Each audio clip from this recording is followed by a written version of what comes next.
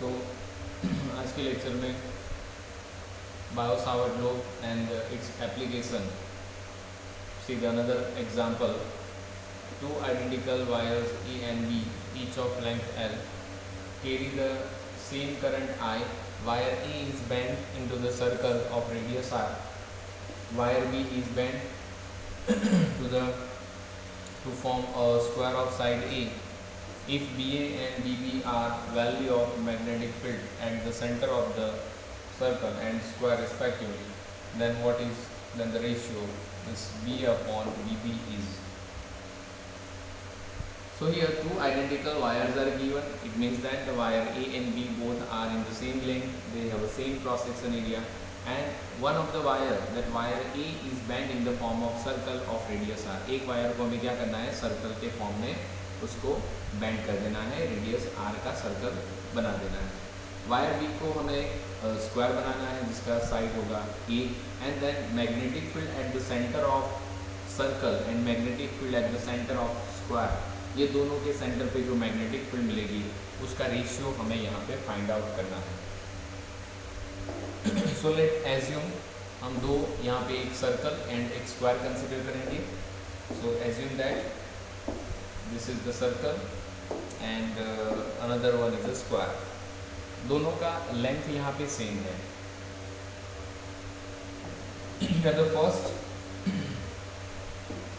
this is the center of the circle and this is the radius, okay, but the length of the wire is L. यहाँ पे length आपको कितना दिया है, L दिया है, and therefore the total length we can write like this, it is 2 pi r. 2 pi r is the total length. but same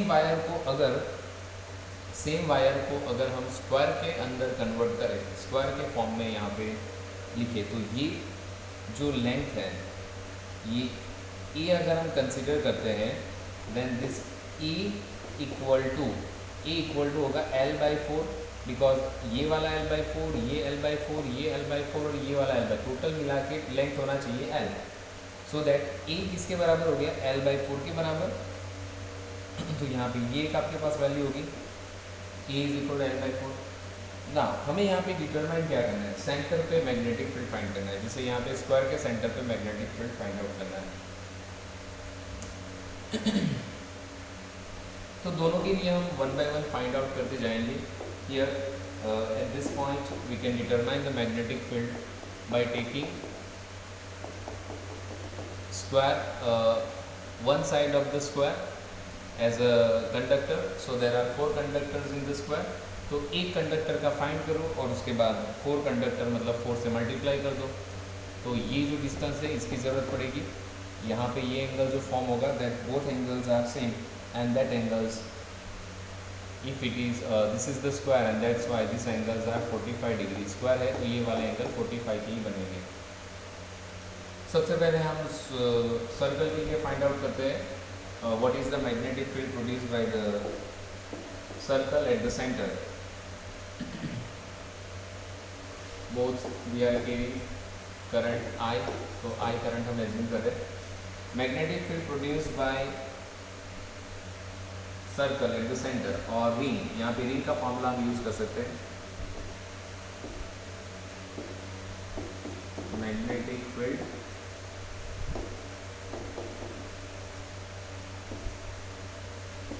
at the centre of ring. This magnetic field we can consider BA. This is conductor A and this is conductor B. It is given by mu naught I upon 2R. ये formula है.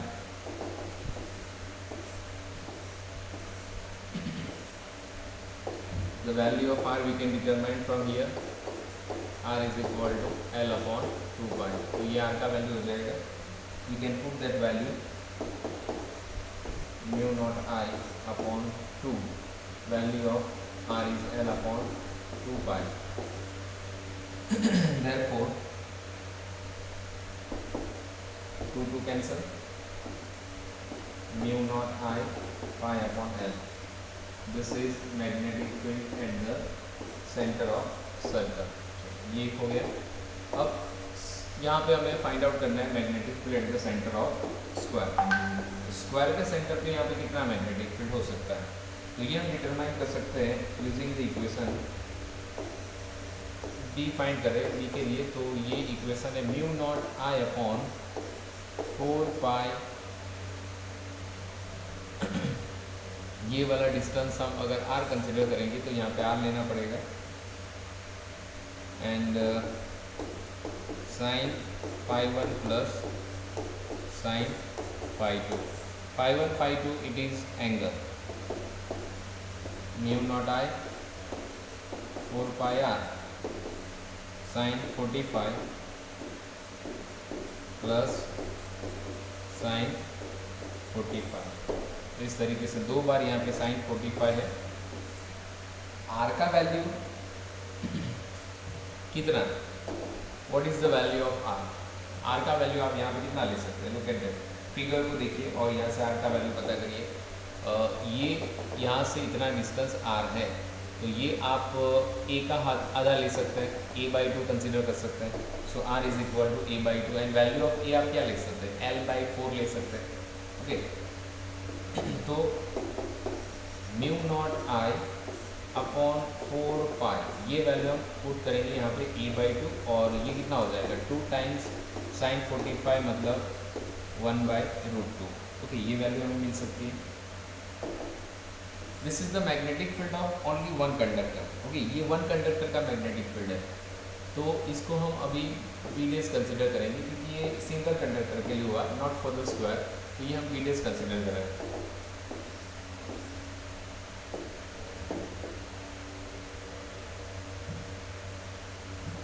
Also put the value of A का value भी रख देंगे because यहाँ पे ए का value नहीं दिया है, तो ए का वैल्यू में रखना पड़ेगा, इट इज़ l/4, तो ये l/4 अगर रखेंगे तो यहाँ पे 8 हो जाएगा, एंड दिस इज 2/√2। 2/√2 को हम √2 लिख सकते हैं, ये 4 1 जा एंड 4 2 जा 8 कैंसिल आउट कर सकते हैं। √2 म्यू नॉट आई अपॉन 4 2 जा 8 मतलब l/2, ये l/2 आपको यहाँ पे मिल जाएगा और ये पाई एज इट इज़, ये पाई का वैल्यू।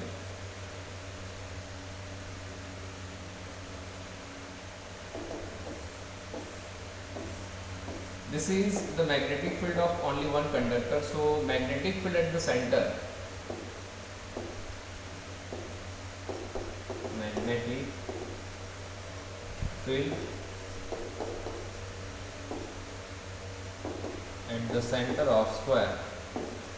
तो यहाँ पे 4 कंडक्टर है, सेम कंडक्टर, सिमिलर कंडक्टर है, तो ये हमें 4 टाइम्स क्या लेना होगा, BB डैश 4 टाइम्स लेना होगा, तो मतलब हम 4 से मल्टीप्लाई कर देंगे, जो आंसर आपका आया है 4 multiply √2 mu not I upon pi l upon 2। तो फाइनली आपका ये वैल्यू होगा 8√2 mu not I upon pi l, this is BB, equation number 2। Now we have to determine the ratio of BA and BB। तो दोनों का ratio हमें find करना है, so take the ratio of BA and BB। So BA divided by BB is equal to mu not pi l upon mu not pi I, यहाँ पे pi I रखना है, pi I upon l divide by 8√2 mu not I upon pi l। तो इस तरीके का equation मिल रहा है। Now from this equation we can cancel out this mu not, then I and I cancel out, then L and L will be cancel out, so that ये जो पाई है ये डिनोमिनेटर के डिनोमिनेटर में से न्यूमरेटर में जाएगा और पाई स्क्वायर, एंड डिवीजन में आपको वैल्यू मिलेगी 8√2, and this is the answer.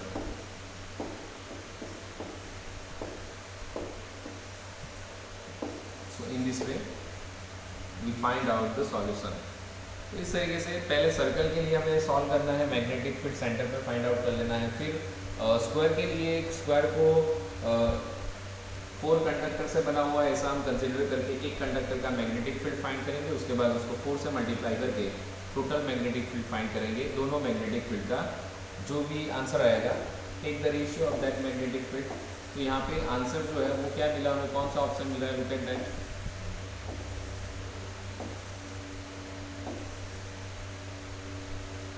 The answer is pi square upon 8√2.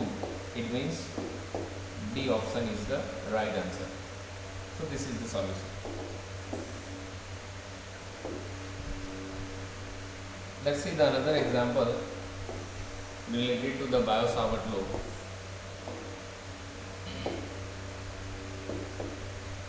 Find the magnetic field at the center of the current carrying conductor bands in the form of arc subtending angle theta at the center and radius of the arc is r. So here we have to determine the magnetic field of the current carrying conductor, but that conductor is bent in the form of arc. मतलब यहाँ पे एक आपको arc दिया है, conductor है लेकिन उसको arc के फॉर्म में रखा हुआ है। एंड यहाँ पे जो सेंटर पे एंगल फॉर्म किया हुआ है, that angle is theta and उसका आर्क का रेडियस हमें r कंसीडर करना है। For example this is the arc and this is the center of this arc। तो ये arc के दो ends हम consider करेंगे and the angle form here, this angle is theta and the radius of arc is r is the radius। We can consider this axis as a x and this axis as a y। अगर आपको consider करना है तो, otherwise नहीं भी consider करोगे तो भी चलेगा, x and y axis। To find out the magnetic field produced by this arc, because this arc is carrying some current, so we have to consider one current element from this। Divide this total length into the small element and consider one of the element here। So we consider there is a element, this is ideal current element, and this current element will make some angle at the center। यहाँ पे कुछ angle form कर देगा and ये वाला angle हम consider करेंगे d5। ये एंगल को हम कंसिडर करेंगे d5। So this angle is d5 and this other angle you can consider phi। So d5 is the angle made by the ideal current element and this is the small arc। तो ये small arc के लिए अगर हम angle is equal to arc by radius formula apply करें, angle is equal to arc by radius। So angle कितना है, d5 is the angle, arc आपको यहाँ पे कितना दिख रहा है, ideal is the arc and radius कितना है r। तो d5 is equal to ideal upon arc। ये वैल्यू हम यहाँ से लिख सकते हैं।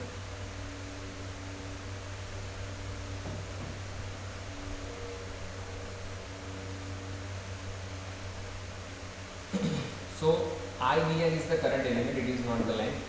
यहाँ पे only length कंसिडर करना होगा, length कितना है dl। So from that we can determine the value of dl and dl is equal to r d5। तो यहाँ से आपको एक dl का वैल्यू मिल जाएगा। Now you can apply Biot-Savart law for this ideal current element and find out the magnetic field at the center of arc using Biot-Savart law।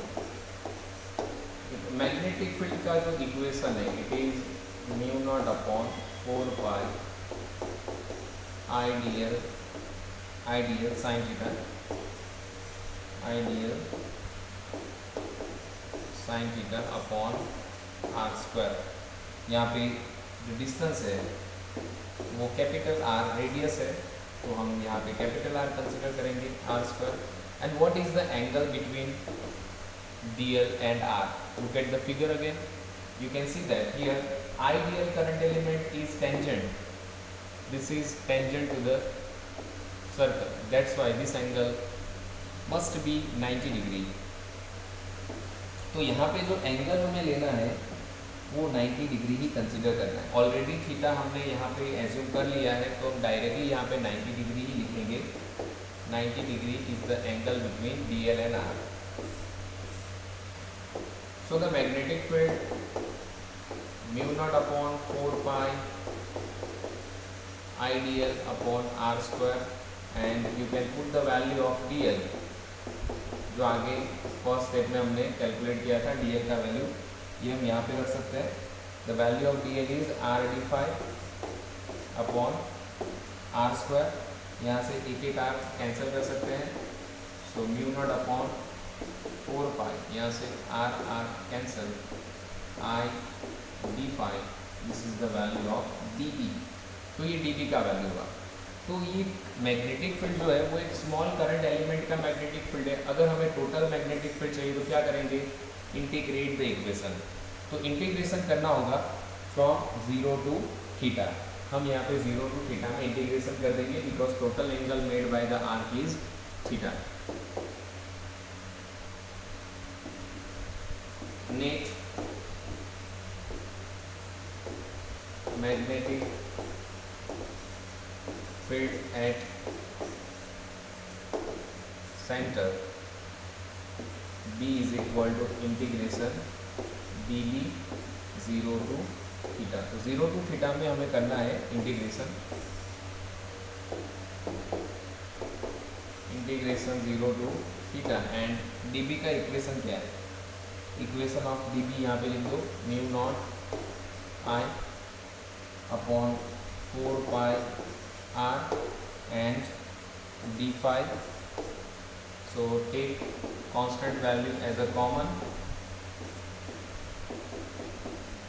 Integration of d5 0 to theta. Now integration of 1 with respect to phi. Mu naught I upon 4 pi R. Integration of 1 is phi. 0 to theta is the limit. तो phi की जगह पे theta angle रखेंगे and this is the magnetic field produced by the arc at the center. This is our answer. This is the solution. So this is one type of equation. When you have a arc like a structure, then you can directly apply this equation to determine the magnetic field. So mu naught I theta divided by 4 pi R is the equation help us to determine the magnetic field produced by any type of arc.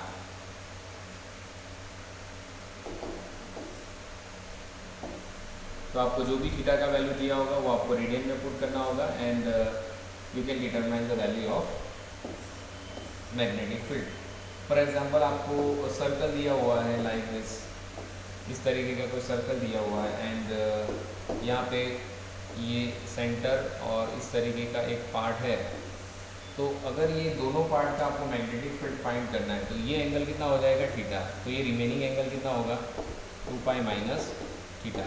तो ऊपर का जो part है उसका magnetic field का formula ये बन जाएगा और रिमेनिंग पार्ट है उसके मैग्नेटिक फील्ड का फॉर्मूला क्या होगा, B is equal to mu not I upon 2 pi minus theta. क्योंकि एंगल कितना है 2 pi minus theta and radius अगर R है तो आपका ये इक्वेशन होगा 2 pi minus theta upon 4 pi R. इस तरीके से आप ये रिमेनिंग पार्ट का मैग्नेटिक फील्ड भी डिटरमाइन कर सकते हैं.